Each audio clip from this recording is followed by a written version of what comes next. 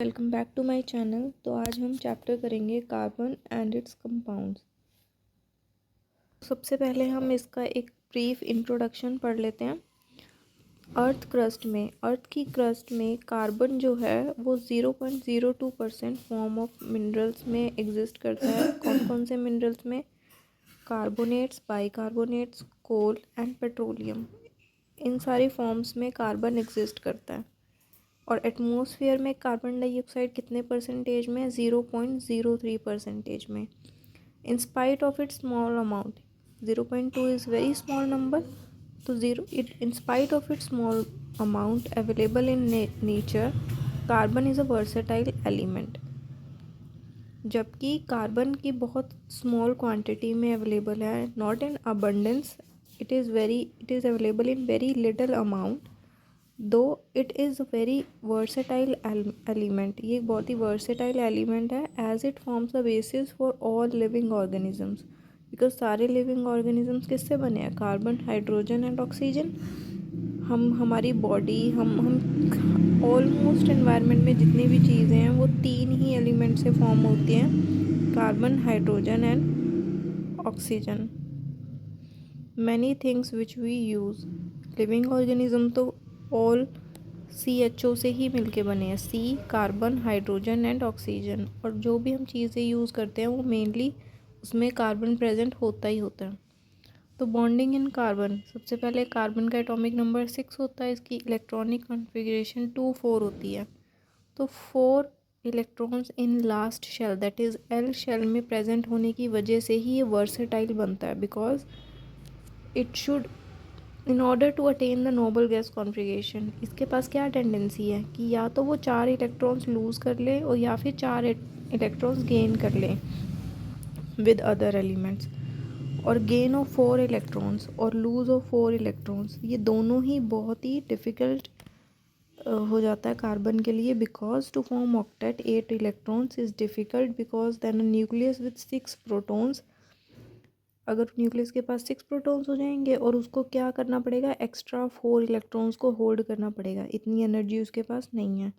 To attain a duplet, अगर वो 4 electron loose कर देता है तो उसके पास कॉन्फ़िगरेशन किसकी आ जाएगी? हीलियम गैस की आ जाएगी, C4 पॉजिटिव बन जाएगा।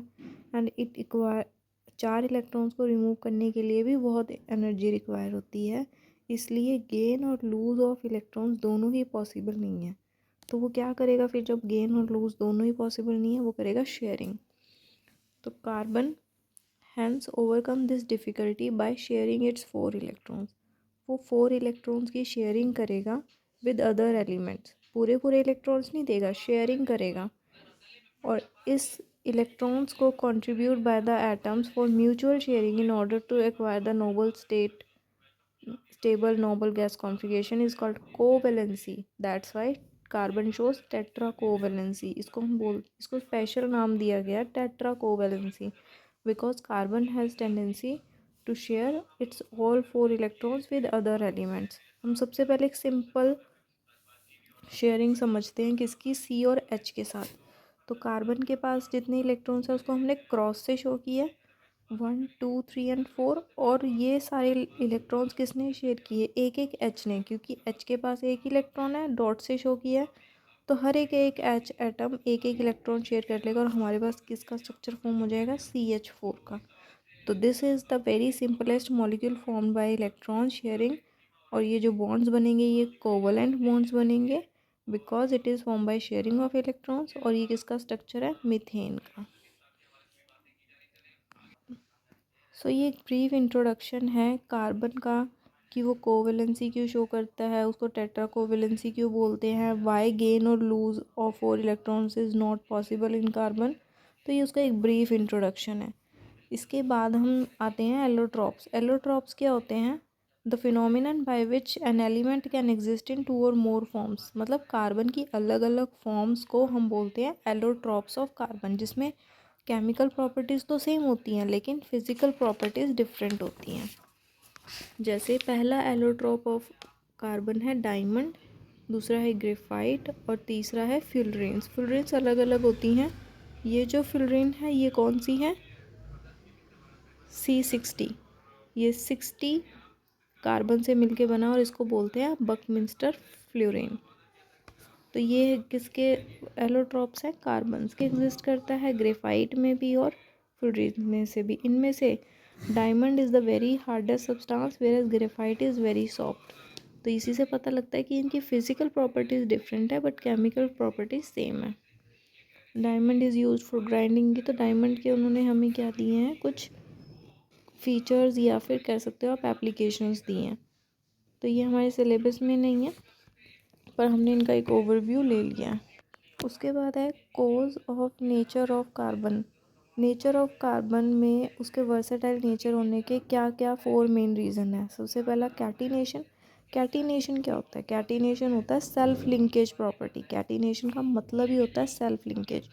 तो हम अब आगे पढ़ेंगे कि कार्बन बहुत लॉन्ग चेन्स बना लेता है अपने आप से ही सेल्फ लिंकेज करके।